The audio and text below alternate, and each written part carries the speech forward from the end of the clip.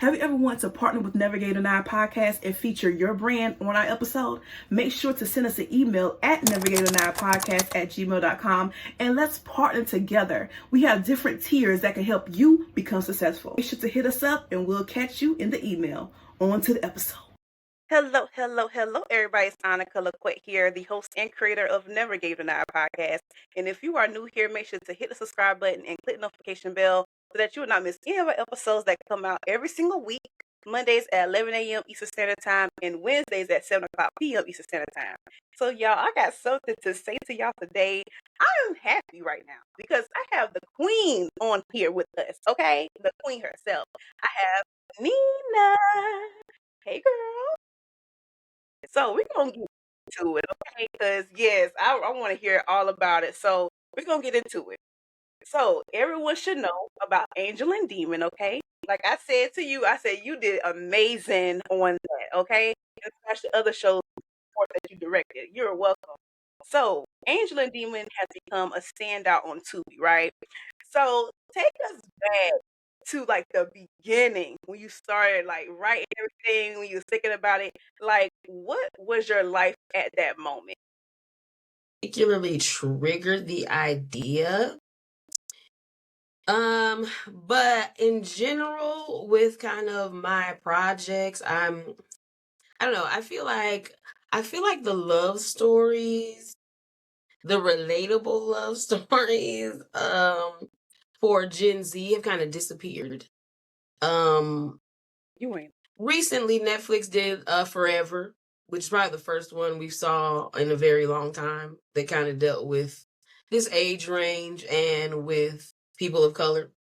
And I just think that a lot of my movies, though, are kind of, I feel like I'm kind of going for that vibe in the 90s that we don't have anymore. I'm a millennial, so I grew up on the Love Jones and the Love and Basketball and the Brothers and it's like we don't make those movies anymore. It's like, where is like the Black love story that feels like authentic? And I don't know, I feel like we just don't make them anymore. So with Angel and Demon, I am a fan of Shakespeare. I have been a fan of Shakespeare since high school, when my favorite literature teacher, Mr. Braille, introduced me to Romeo and Juliet and Hamlet and Othello, and I just fell in love with these stories. And I just felt like there was never a Black Romeo and Juliet. I feel like we've never seen a Black retelling of Romeo and Juliet that actually kind of stuck to the page. So I was like, I'm gonna make that. I'm gonna make. First of all, I just felt like Gen Z needed a love story. Like Gen Z, the love is missing. Like it's just drill, rap, and twerking. I don't know what's going on, but Gen Z needed a little love story. But I also I honed my craft in the hip hop culture. I shot hundreds of music videos and things like that. That's where I got started. So all of my stuff kind of has the air of the urban kind of hip hop culture in there. So if I'm going to do a Romeo and Juliet, it's definitely going to have some of those notes in there. But yeah, and I decided after, I think this is my 12th feature film. So after doing a number of kind of Tubi films, I kind of start to see what the people want, what the people are looking for. And so putting all those things together, I'm like, I'm going to make me a cute little Tubi love story, little Romeo and Juliet. Because, I mean, first of all, Romeo and Juliet is the iconic romance story. Like, if we can't be together, then, like, that's the biggest romance story of all the generations. So you can never go wrong with that story. Right. But I wanted to put it in the culture. So we got really deep into Angel and Demon, but not only did you actually have nominations for the movie, but you also won the Ace Honors Award for Best Picture. It's like, that's an amazing thing. Like, come on, girl. I told you when I messaged you, I said, hold on, you got some good camera quality. I said, that's what I'm talking about. I gotta do my video. Like, come on, camera quality. So I am so happy that y'all won an award. So Thank when did you. you realize like Angel and Demon was like bigger than what you thought was gonna So, mm, well, I knew from the beginning, and even the actors know. When I first talked to them all, I was like, y'all, this one is different. Like this one gonna go crazy. Like that was I kind of knew that from the beginning. The rate at which it was gonna go crazy, we did not know. So, so, but if I could say the moment that I thought, mm, I guess when I dropped a clip. So one of the first clips I dropped from Angel and Demon was the shot of Demon in the rain with the gun. Yes. And the very memorable scene that everybody remembers. Pretty much iconic at this point. But I'm trying to move around, see if we can find a spot where everything sounds okay. Okay. So when I released the clip, I was like, well, it was the first time I kind of really put together like a rollout kind of plan for my movie that really like was detailed. I always have like a rollout, but I really kind of like went crazy with this one. I had like a 60-day plan. I'm like, okay, I'm gonna start 60 days from our release date. We're gonna drop on these days and do this, we're gonna do that. So I dropped the clip of the first clip I dropped was when they met in the restaurant. And it got lots of views. Everybody's like, what is this show? People were thinking it was AI. It was just really weird. It's like a lot of weird responses. But they were like, okay, I want to see more. So about a week later, I dropped the clip of Demon in the Rain with the gun. No caption or anything. I think the caption was like Demon, his name is his name, or something like that. And that clip got 1 million views. And mind you, none of the people in this movie had any social media presence before this that was worth talking about. So for us to get 1 million views and nobody knows who we are is pretty amazing. So that's when I was like, oh, okay, so this is gonna get some people's attention. And then from then on, it started kind of gaining legs of its own. Throughout the promo and stuff, people were super excited to find out what the movie was. When we finally dropped the trailer, it was like crazy. Everybody's like, oh, what is this movie? Blah, blah, blah. So definitely if there was a moment, that clip getting 1 million views, definitely was the moment that I knew it was going to be a little different than the other ones. But then when we released it, within like 10 days, there had been millions of views, millions of eyeballs on it, millions of impressions on our Instagrams and all of our socials. And within 10 days of it being out, it got 25 million impressions on Tubi or something like that. So that's good. I mean, it was after that first about 2 weeks, I knew that it was going to be big. Like it was going to be bigger than the things. Wow. Yeah. Yeah. That's amazing. Like you literally just said getting all these millions of views and people don't even know y'all. Nobody knew us. I think I had 6,000 or 7,000 followers before this. Demon had, I think, barely 5,000. Now he has like 90,000 or something. So none of us had a legitimate social media presence that would garner these sort of views. So it was pure interest. It was vibes that got us here. So yeah, it's crazy. It is, but that lets you know that it's amazing, and people needed this love story. Okay, they needed it because as much as we don't want to admit it, or much as people don't want to talk about it, like a lot of girls, and not even just Black girls, a lot of girls in general have a bad boy phase. And unfortunately, a lot of girls get caught up and stay there. Okay.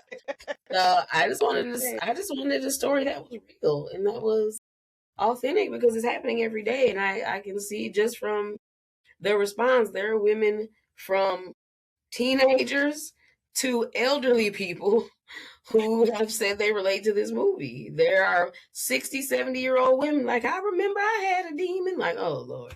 Like, so it's just, so it is just taking off on its own. It's a cultural phenomenon at this I love that.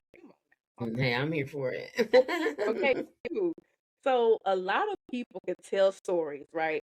But no one can make people feel seen, like you did in the movie. You made people feel seen. So what do you think like separates storytelling from actually just entertaining somebody? Relatability. Mm, I okay. think although film is supposed to be a fantasy world, you know, that we're escaping off into while we watch our fire stick or whatever, um, as much as we love a fairy tale, we still like relatable things, especially Black people, because, and I've said this before to a couple of my peers, and they kind of get it. But to me, Black film is just as foreign to the mainstream as a foreign film. That's right. Some people watching a Black movie might as well be watching a movie from Spain. It's like the culture is so different, Hmm. they're so unfamiliar with it. And so I think a lot of times with Black filmmakers, they try to kind of bridge a gap in between the mainstream and the Black people, but I'm just telling blackety Black stories. Like I'm not trying to mainstream it. I'm not trying to do none of that. So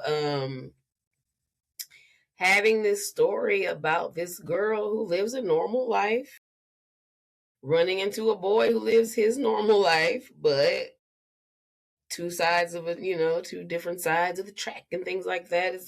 It's a tale as old as time, like they say. Yeah. But I think for me, and this is what a lot of people ask me, and unfortunately, I cannot relate to a demon story personally. I never dated. Never dated the street guys, but I was raised in St. Louis, Missouri, and after college, I lived in Memphis, Tennessee for 10 years, and I shot music videos. And the majority of people shooting music videos are street dudes. They're street people. They're drug dealers. They're hustlers. They're all of these things. So, although I've never been in relationship with these guys, I've been around these guys a lot. Like I've Hmm. managed rappers. I've done so the hood is just something that is environmentally something I understand and I get.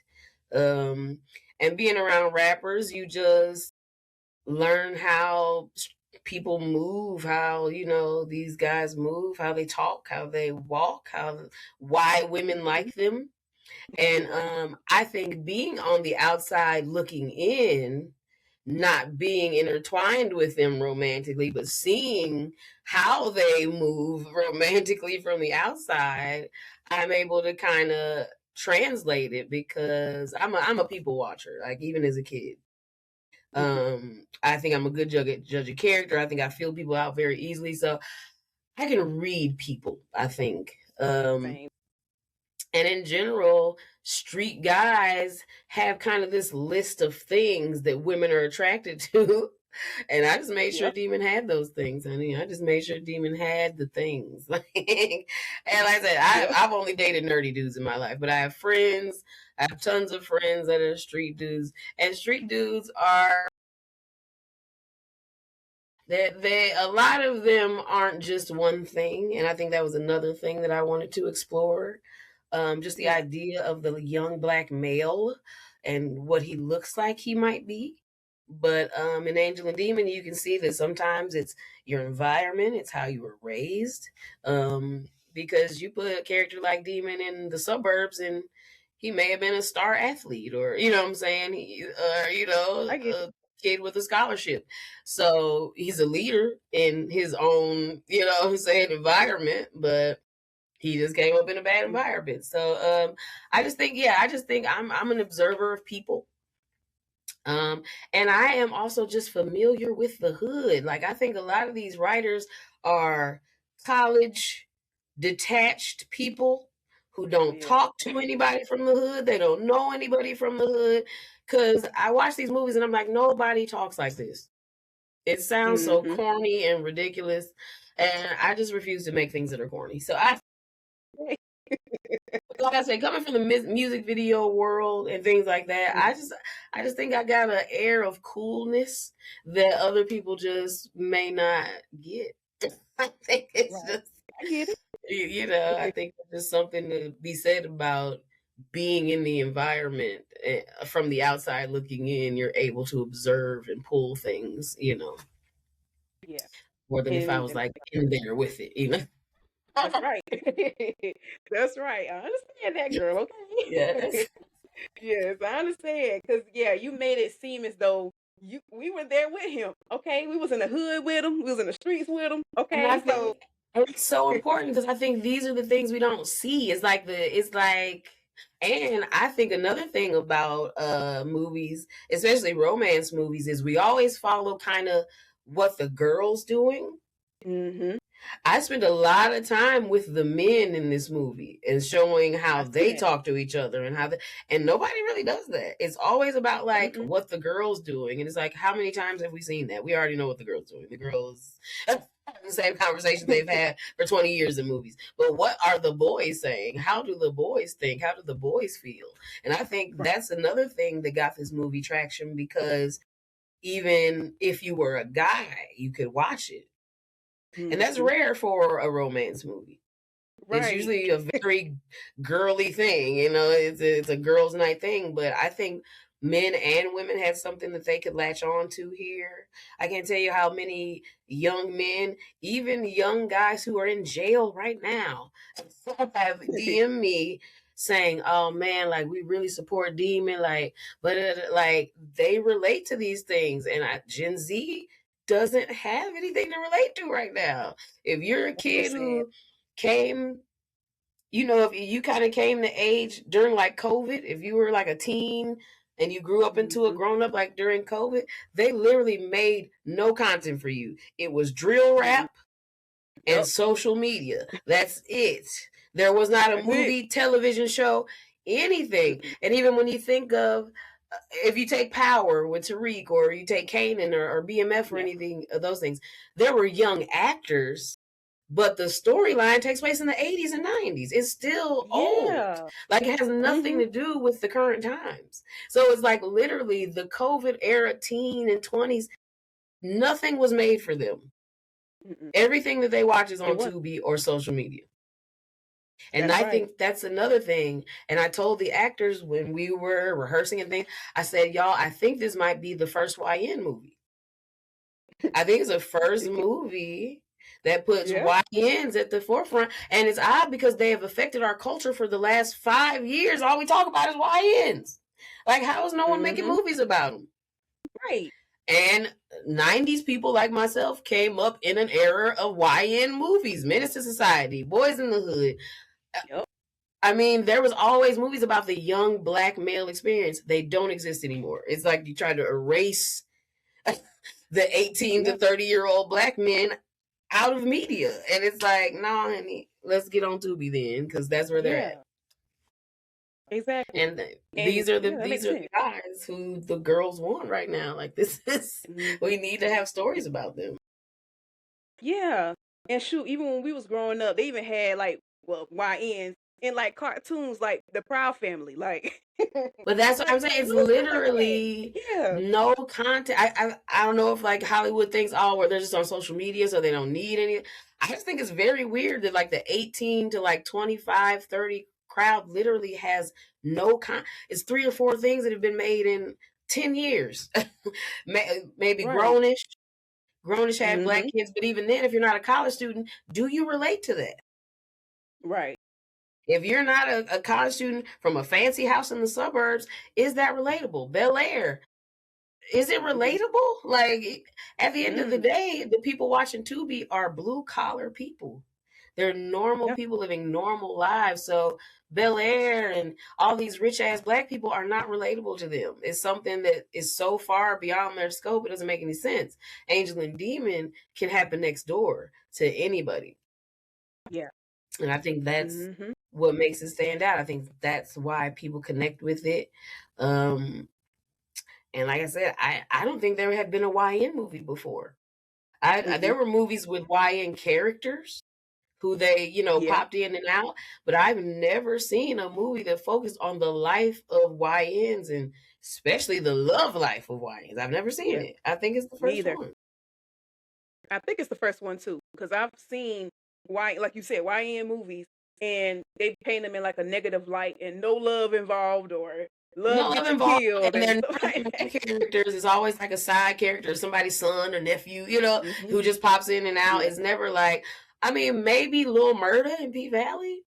I mean, maybe but he's gay, so it's like, it's still not that relatable to the majority of men, So it's like we have them here and there, but we've never seen a plot written about this group of people. I don't think. I think this is the first time we've ever seen it, and I think that's why it's so big. It's never been done, and even when you think about the older movies, the Menace Societies and Boys in the Hood. Even when you think about that, in Boys in the Hood, Trey had a love interest, but he wasn't the YN. His friends were. And Menace to Society, Kane was with Jada, but Old Dog was the YN. You know what I'm saying? So they even try to water down the love story or the YN story when it's a love story. It's like, no, I'm gonna show y'all what this is what's happening. When you watch the news, these girls are getting caught up with these girls are getting shot up because they're trying to hang out with these thug boys. Like, this is what they like. Like, this is the news comes on every day, and you can hear about a girl getting caught up with a YN every day. Yeah. Whether she gets killed, he gets killed, she go to jail for doing something with him, or she get left with a baby because he's in jail. Like, this is happening in the culture. And unfortunately, my original idea for the movie was a cautionary tale, but everybody's just taking it. I don't know. This thing I was writing. I was supporting the YNs in the movie. I don't know what they think, but I didn't get the response I thought I was gonna get. But I get it. They're like, yes, Demon. I'm like, no, it's not Demon. You're supposed to not want a demon, but they're like, give me a demon. But them girls, baby, Lord, the messages, like you said, the comments I've seen. Oh my gosh, I need a demon. I have a demon. I'm like, y'all, that's not what she was trying to convey. Not the message. That's not the message. You like, hello, it's awareness. It's a caution. Like, don't do this is what I was saying. Girl, they try to get a demon out here, baby. I'm like, literally, the movie even says kill the YN era at the end. And they're like, no, keep it alive. And you know what?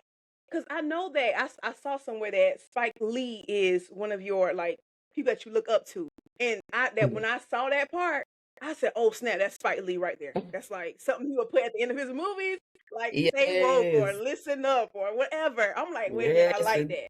Yes, this is all the message because yes, it was a whirlwind romance and all that, but at the end, what are we left with? Dead bodies, jail, and a fatherless child. Like, what are we talking about?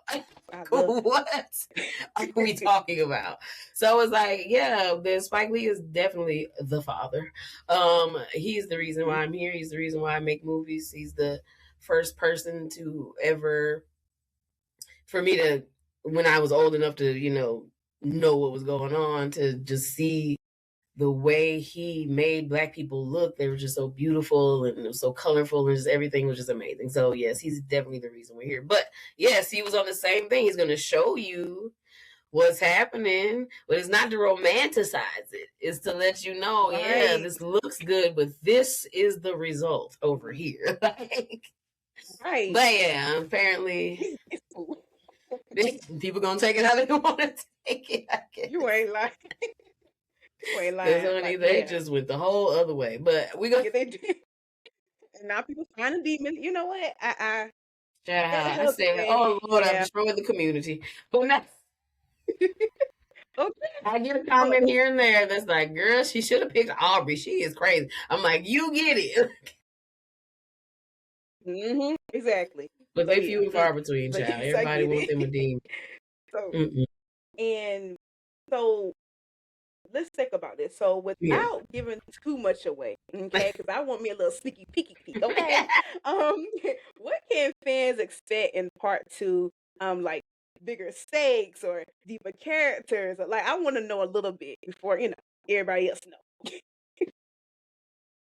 Yeah, I can't give away too much, but um what you are going to see is a stripped down demon. There's no more jewelry. There's no more guns. He's in jail. Yeah. So who is he gonna be when he ain't got all his friends and he ain't got all his stuff? All right. So we get to see Demon raw and uncut. All right. And we get to see how Angel is gonna deal with being alone during this pregnancy because her man is locked up, honey. So Mm-hmm. it's an interesting story. Ooh, I can't wait to see it. Okay, Yes, it's an I'm interesting excited. story. Yeah, because yeah, it's like about to be real, like really, really good. Okay, I It's love gonna that. be good. It's gonna be So good. that's good. So we did talk about this earlier that you were in broadcasting. So which is like a whole different world. I know that world too. I was in media and everything too, and I'm doing it now. But Yes. for that thing that you're doing, like you used to do that back in the day, right? So, what skills from that industry gave you like an edge up on what you're doing now? Did it give you like a better writing ability, directing, producing? Tell me a little bit about that. So I went to college for broadcasting. So I do have the advantage of knowing how to work cameras, lights. I know how to edit. These are things a lot of directors have no idea how to do. No. They have to Mm-mm. depend on an editor. They have to depend on a colorist. They have to. I edit all my own movies, so they get done when I feel like they should get done. I don't have to wait on anybody. So I think that is probably the main thing that gets me ahead of people. Because if I had to shoot a movie all by myself, I could. Like my first movie, New Year, Mm-hmm. New Us, I had very minimal help. It Yeah. was a small camera. I was the sound man. I was the light man. I was the everything man. I was the What? editor. I'm the director. I'm the colorist. Like that's what I do. So I think that kind of puts me at it because most of the people I know who direct, especially women, don't have any technical skills as Yeah, far as that's true. cameras, lighting, microphones, things like that. Now a lot of men do. But when I run Mm-hmm. into female directors, I notice that they don't. Usually, they're just a director. And Yeah. unfortunately, that puts you in an odd place as an independent because now you Mhm. always have to have a team to make your thing work. I never have to have a team to make my thing work. It's so much easier when I do, but if I Girl. didn't have one, I totally could. Like I just did right before we did Angel and Demon, I self-produced like a passion project called Unfiltered that's coming soon too. Ooh, Um okay. and I think it was me and two other people and they were Wow. volunteers. Ooh. So, but I know how to shoot, edit, I AD, I script, I do all the things. Mhm. So it's literally I do everything but graphics. So if I had to Wow. make a movie alone, I can make a movie alone, and that makes for a quicker turnaround. That makes for what I'm saying. I don't really have to pitch things. I just make them. I've never until last year. I'd never even had to pitch a script. I just have scripts and I make them. Like that's it. Wow. So, That's talent. Mhm. I mean, it's just being able to cut out all those middlemen. There's so many people that I don't have to go through Right. to get things done. So, I would say that having the technical skills to make a movie, having the technical skills of a videographer, and I was an editor for the news for years. So editing was literally my trade. I went to work 8 hours a day to edit. So Okay. editing comes like that. So literally, like right now, I'm already editing Angel and Demon. It'll be done in a couple weeks. You know what I mean? So Yeah, that's good. I don't have to call and check up on nobody. I don't have to. Everything's on me, and although that's very hard, as an independent who don't have a lot of money, sometimes I'm the only person I can trust to get things Mm-hmm. done. And I see people that got whole teams and they don't work as fast as me, or they don't work as Mm. efficiently as me, and they got 20 people over there. So Girl, you sound like me. but this is, black women, honey, we gonna get it done. But no, I definitely think that is a little bit of where I get an edge, and I'm a people person. I talk to actors. I walk up to you in the street and say, "Hey, you ever been in a movie before?" I don't care. You look cool. You gonna be in Mm-hmm. a movie? Like I ain't scared to talk to nobody about nothing, honey. I ain't scared to talk to these white people about my money. I'm not scared to talk to these Okay. black people about stopping stealing my stuff. I'm not scared of none of this. And I've worked in corporate America, so I'm able to code switch like that. And I think it helps me to get in doors that other people just haven't been in yet. You're right. Girl, me and you need to talk after this because we sound just alike. Okay. Yes, that makes so Yes, much sense. honey, come on, let's chop it Yes, up. that makes sense. Okay. So I saw that you do have your own media company as well. So I like that. It's called Yes, Onyx Theory Arts. yes, honey. I like that. So what was your vision behind that? And like what is the impact that it has on film and media and music? So Onyx Theory was kind of a concept that me and my husband came up with. Shout out to my husband, Jason Husband. Nada. He is a composer. He does a lot of the music on my films.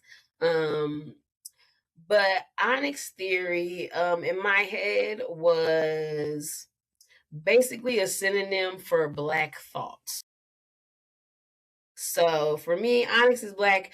Theory is, the idea of something or the concept of something. So black concepts and artistry is what we make. So, I Onyx like Theory that. Arts is kind of my play on words because everything that comes out of here is going to be black, honey. Everything that comes from Onyx Theory Arts, baby, going to be blackity black because that's what we make. So, that's kind of where that grew from because I just knew that all the things that I wanted to create were very black things. They were things that didn't have a mainstream goal.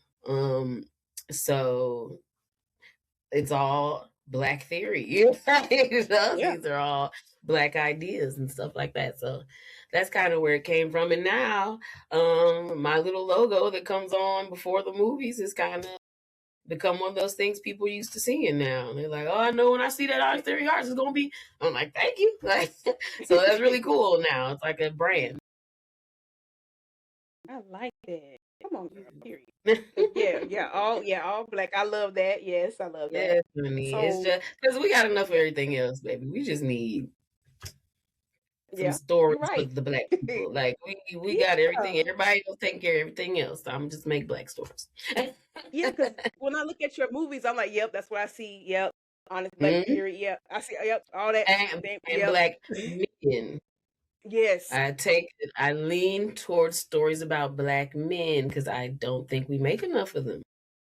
No, and I like that you highlight them, which is amazing. Okay, Yeah. they need their Yeah. stories to be told too, They and need be their seen and stories to be heard. told, and women want to see them Hmm. stories about black men too, honey. But Yes, I and I know love to we've see. been, and well, Hollywood even has just been on a women kick. Like I don't, ever since like the Me Too movement has been like put women Yeah. in the lead of everything. It's like that's all well and good, but who gonna fight? Like, Mhm. like if we're gonna be fighting and shooting, I need some men, honey. Like, Like where the men's at? Where the men's at? we're the Okay. men's because I like some little action movies and stuff. And like we come on now, black men, like black men are not getting enough love on the television screens, honey. Like they're just not. Mhm. Like we're not. It's not enough black leads in movies in Hollywood. It's not like we're not getting the love we got in the '90s. Like it needs to come back. Like black men need to be in more movies. That's just it. And black men who are strong. Mhm. Okay, That's right. not weak ones who let their wives walk all over them and like they like Yeah. to put on every show. But and Okay. Or it's like every shoot. strong black man also doesn't have to be a drug dealer. Right. Or get So, killed at the end of the movie. or die protecting Yeah. white people Like from something because that's what they tend to do. But right. God. so that's Like the thing. yeah. I like black male centered stories, and I also like young millennial and Gen Z stories. because I think that is what Hollywood's missing. I try to get in the pocket of what I basically make things that I feel like we should be seeing, and I don't see them. Yeah, and I like to see that, which is amazing because I need that. Okay, Thank keep you. coming out with amazing music. You welcome, girl. Thank Keep coming out you, with it, girl. girl. We need So something, child. yes. So speaking of you, okay, Miss Nina, okay, like Yes. years from now, what do you want your legacy to be known as? I'll give you 5 seconds to send us an email saying that you want to be a partner with us. 5, 4, 3, 2, and 1. My legacy. I just I don't know. I just want like because like right now, even when I run into people, they're like, "Oh, you need to Stakz?" Like, "Oh, I see you make some horror movies." Like, if that's my legacy, if like every time somebody see me, like, "Oh, them movies are like your movie's cold." Like, if that's all my legacy is, I'm totally fine with that. If I could be Black famous, Yeah. if I could be Black famous and financially comfortable enough to not have a job, that's all I need. I don't have to be like, I ain't trying to win no Oscars. I'm not trying to do none of that because I feel like things get weird over there. So I just want to be in control of my things. I want to be able to tell the stories that I want to tell. And I just at the end of the day, when I'm an old lady or whatever, I just want them to be like, I mean, Stakz made them ones. Like, she was one of them ones, honey. Like, her movies, she didn't play. Like, that's if I can be that conversation at the Black table, I'm cool with that. Love that. Yes. And like you did state before that you are working on other projects. So, what other projects are you working on and you want to share with us today? Well, right now I also have my first television series currently streaming on Peacock. It's called Girls Need Love. Go check it out. It's exclusively on Peacock. And then in October it comes to Tubi for syndication.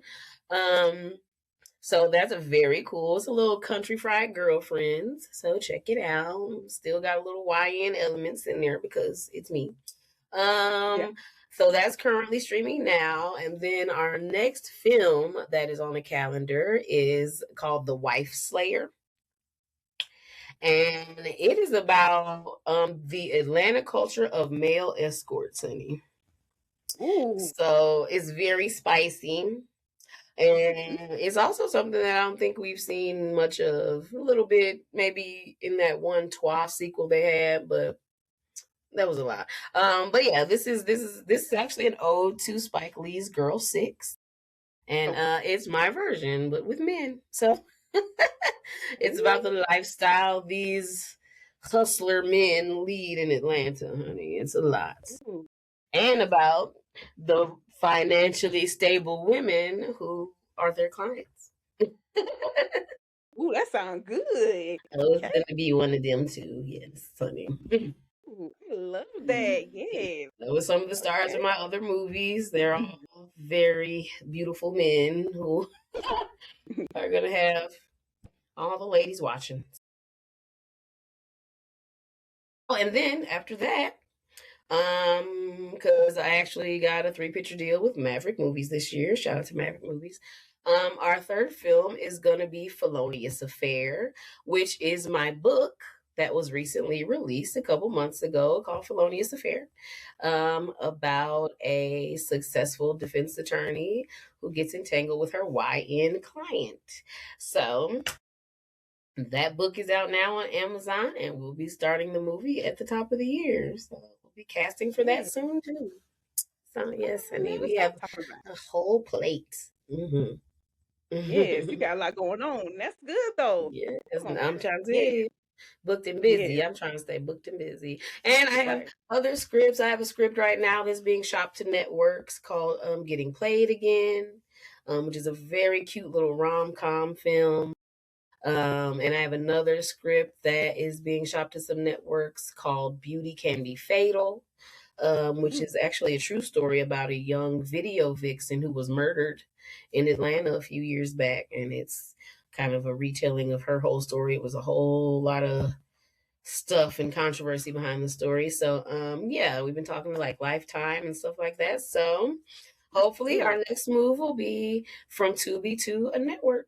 So we will see. We got the Peacock with our last one. So hopefully maybe there's a BT or something like that in the midst coming up next. We'll see. I claim that, okay? I claim it over your We life that claiming you're you, gonna get that. honey. Okay? Period. You're gonna get Period. that, and that's amazing, okay? Thank you so You're much. gonna get that Oscar. Talking about you don't want an Oscar. You're gonna get that Hey, Oscar, now okay? I'll take the Oscar. Don't get me wrong. I'm coming to the award show and I'm gonna act a fool if it happens. But Okay. That's what I'm talking but about, okay? yes, but that's not, and because I wasn't one of those kids who were like, oh, as a child I always wanted to make films like that. That wasn't me. I was a radio personality, so when I did broadcasting, radio was my emphasis. And I was a news anchor on the radio for years. I worked for ABC News, things like that. And filmmaking sort of fell into my lap. I got fired from my TV job when the economy tanked, and I guess that was about 2010. And I had this little flip cam, and I was moonlighting as a DJ on the radio station in Memphis. And I just knew all the local rappers. So I started shooting $50 music videos with this little flip cam I had. I never shot a music video before, didn't know nothing about it. Taught myself how to use Windows Media Editor on my little laptop. And those $50 videos grew to $100 videos, grew to $500 videos, grew to thousands of dollars of videos. I started working with Young Dolph in 2012. I worked with him for 8 years. We all ended up moving to Atlanta around 2014, 2015. And when I got here, I was doing music videos, and all the artists that I work with were like, oh man, your videos look like movies. You ever shot a movie? I'm like, I've never shot a movie. Like, that sounds like a lot of work. But I did always, even with my music videos, they always had like a narrative theme to them. It wasn't just like guy rapping. I always had like a little storyline in the music video. So I was like, well, let me try it. And I linked up with a model that I knew, a male model. And we did like this cool James Bond, this black James Bond little like short film. And he ends up getting casted on like a reality show a couple weeks later. So we get hundreds of thousands of views on this thing. And I'm like, what? And from then on, I was like, okay, let me try this short film thing again. I got some views. Then I did a web series called New Year, New Us. 1,000,000 views. Out of nowhere. No one knows us still. And New Year, New Us ended up being my first movie on Tubi. I took the web series, formatted into a film. Our distributor, Maverick Movies, it broke records with them as the highest streamed movie they'd ever had. And here I am, year 5 as a filmmaker, and Angel and Demon is my 9th #1 on Tubi. So we're getting it. Like, I had #1s before Angel and Demon. This was the first one to go this viral. So That's right. Wow, yeah, but we've amazing. been at the most popular several times. We've definitely been at the top of Tubi for a couple years now. So next best thing is, I guess, TV, so our mamas and aunties can see what we're doing.